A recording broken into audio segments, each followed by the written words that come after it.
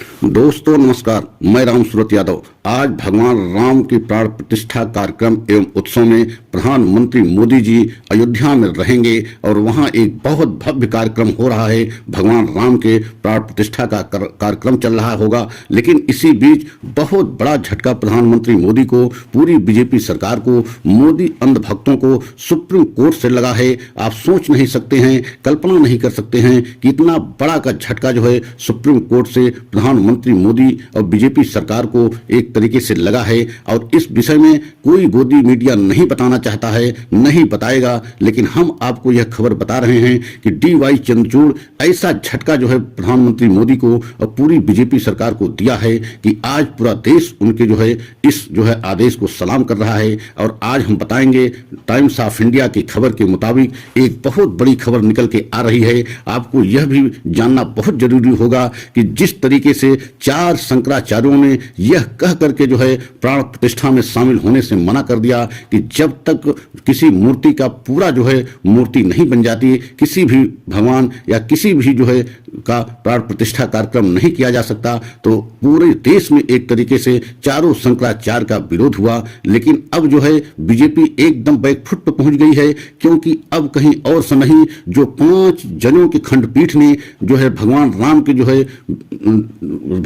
के जो है मंदिर के निर्माण के लिए जो फैसला दिए थे, अगर वही 5 जजों में से 4 जज अगर इनकार कर दें और 4 जजों ने आने से मना कर दें, तो आप समझ सकते हैं कि प्रधानमंत्री मोदी को, बीजेपी सरकार को और मोदी अंधभक्तों को कितना बड़ा झटका लगेगा। और आज वही हुआ। आपको यह बताना बहुत जरूरी होगा कि वह जो है चारों जज जो मना किए हैं, उसमें से एक जज जो है, जो सबसे महत्वपूर्ण जो है हमारे जज हैं, वो DY चंद्रचूड़ इस समय मौजूदा देश की सबसे बड़ी अदालत के चीफ जस्टिस ऑफ इंडिया हैं। उन्होंने स्पष्ट तौर से जो है इस कार्यक्रम में शामिल होने से मना कर दिया और छुट्टी करने और जो है पूरी सभी देश की अदालतों में छुट्टी को भी न करने के लिए मना कर दिया। तो आपको पूरी खबर हम बताना चाहते हैं कि यह कैसी खबर है, और कोई गोदी मीडिया इस खबर को नहीं बताना चाहता है, न दिखाना चाहता है। तो आपको सबसे पहले यह बताना चाहता हूं कि 5 जजों की जो खंडपीठ ने भगवान राम लला के मंदिर के लिए फैसला दिया था, उसमें से 4 जजों ने स्पष्ट तौर से मना कर दिया कि हम जो है इस कार्यक्रम में शामिल नहीं हो सकते हैं। तो आप सोचिए कितना बड़ा झटका होगा मोदी सरकार के लिए और जो है बीजेपी के कहते हैं अंधभक्तों के लिए। और आपको यह भी बताना चाहते हैं कि सुप्रीम कोर्ट के बार काउंसिल के अध्यक्ष मनन कुमार मिश्रा ने एक पत्र लिख करके चीफ जस्टिस से अनुरोध किया था कि पूरे देश की सभी अदालतों में, सुप्रीम कोर्ट सहित हाई कोर्ट और निचली अदालतों में 22 जनवरी को छुट्टी की जाए। और अनुरोध यह भी किया था कि आप उस कार्यक्रम में जो है उपस्थित होकर के वहां के जो है प्रधानमंत्री के कार्यक्रम में शामिल हों। लेकिन इतना बड़ा झटका देते हुए चीफ जस्टिस ऑफ इंडिया ने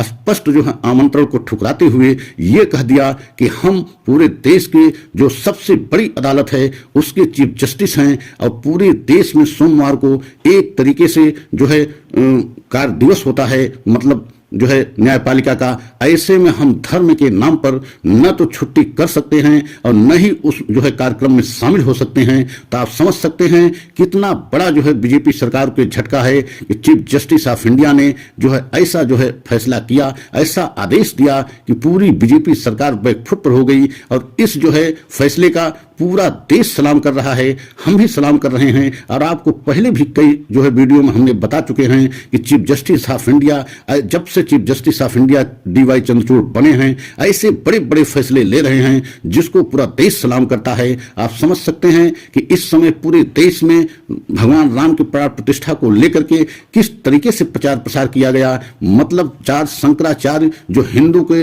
धर्म के मसीहा माने जाते हैं, उन्होंने भी इस कार्यक्रम में शामिल होने से मना किया और कारण बताया कि जब तक किसी भी जो है मूर्ति की पूरा जो है मूर्ति न बना दी जाए, तब तक उस भगवान जो की जो है प्राण प्रतिष्ठा नहीं की जानी चाहिए। लेकिन इसके बावजूद जल्दबाजी में और राजनीतिक लाभ लेने के लिए जो है मोदी जी और बीजेपी सरकार ने यह कार्यक्रम रखा। और यही कारण है कि चारों शंकराचार्यों ने इस कार्यक्रम में शामिल होने से मना कर दिया। और एक तरीके से आमंत्रण को ठुकरा दिया। और यही स्थिति जो है सुप्रीम कोर्ट से आई, मतलब इतना बड़ा बीजेपी सरकार को झटका लगा कि जो बार काउंसिल के मौजूदा अध्यक्ष मनन कुमार मिश्रा हैं, उनके पत्र को एक तरीके से आमंत्रण को ठुकराते हुए चीफ जस्टिस ने स्पष्ट कह दिया कि हम न तो 22 जनवरी को छुट्टी कर सकते हैं और न ही उस कार्यक्रम में भगवान राम के प्राण प्रतिष्ठा में शामिल हो सकते हैं, क्योंकि हम जो है एक बहुत बड़ी जिम्मेदारी के पद पर हैं और संवैधानिक पद पर हैं। हम किसी धर्म में के उसमें उपस्थित नहीं हो सकते हैं और न ही देश के सभी अदालतों में हम छुट्टी कर सकते हैं। तो आप समझ सकते हैं कि बीजेपी सरकार को कितना बड़ा झटका लगा। और बीजेपी सरकार को ही नहीं बल्कि बीजेपी और प्रधानमंत्री मोदी के अंधभक्तों को बहुत बड़ा झटका लगा। अब क्या सुप्रीम कोर्ट को भी बीजेपी सरकार एक तरीके से हिंदू विरोधी बताएगी या कांग्रेस की समर्थक बताएगी? अब बीजेपी सरकार के लिए यह बहुत बड़ा संकट है कि अब तक तो शंकराचार्यों के जो है वजह से एकदम बैकफुट पे थी, क्योंकि जो हिंदू धर्म के मसीहा माने जाते हैं चारों शंकराचार्यों ने, उन्होंने स्पष्ट तौर से मना किया था कि जब तक किसी जो है भगवान की जो पूरी मूर्ति नहीं बनती तब तक उसमें प्राण प्रतिष्ठा नहीं होनी चाहिए। और यही कारण है कि चारों शंकराचार्य, एक भी शंकराचार्य इस कार्यक्रम में, मतलब आज 22 जनवरी को भगवान राम के प्राण प्रतिष्ठा के उत्सव कार्यक्रम में शामिल नहीं हो रहे हैं। और अब जो ये खबर आ रही है सुप्रीम कोर्ट से भी बहुत बड़ा बीजेपी सरकार को, मोदी जी को और मोदी के अंधभक्तों को झटका लगा है कि सुप्रीम कोर्ट के 4 जजों ने जो फैसला देने में शामिल थे, मतलब उन्हीं के फैसले से आज भगवान राम की मंदिर बनी है, लेकिन उसमें शामिल होने से 5 जजों में से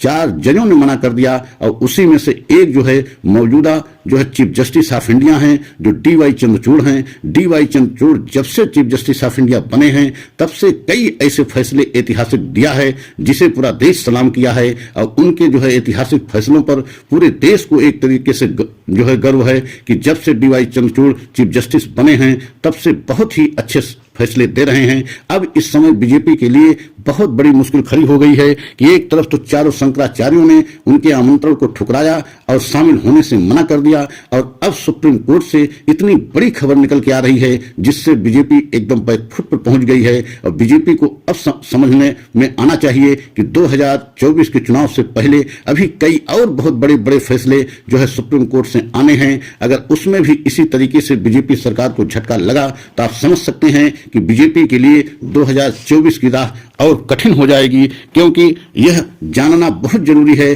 कि अभी कई ऐसे महत्वपूर्ण फैसले और कई ऐसी याचिकाएं सुप्रीम कोर्ट में विचाराधीन चल रही हैं और 2024 चुनाव से पहले उनमें फैसला आना लगभग तय माना जा रहा है। तो आप समझ सकते हैं कि बीजेपी की मुश्किलें और बढ़ेंगी। अगर हमारा सच आप सभी देशवासियों को अच्छा लगा हो तो लाइक सब्सक्राइब करें, कमेंट के द्वारा अपनी राय अवश्य दें। आपकी राय हमारे लिए बहुत महत्वपूर्ण होती है। अगला जो है वीडियो, अगला सच हम पुनः लेकर के आएंगे। तब तक के लिए जय हिंद, जय भारत।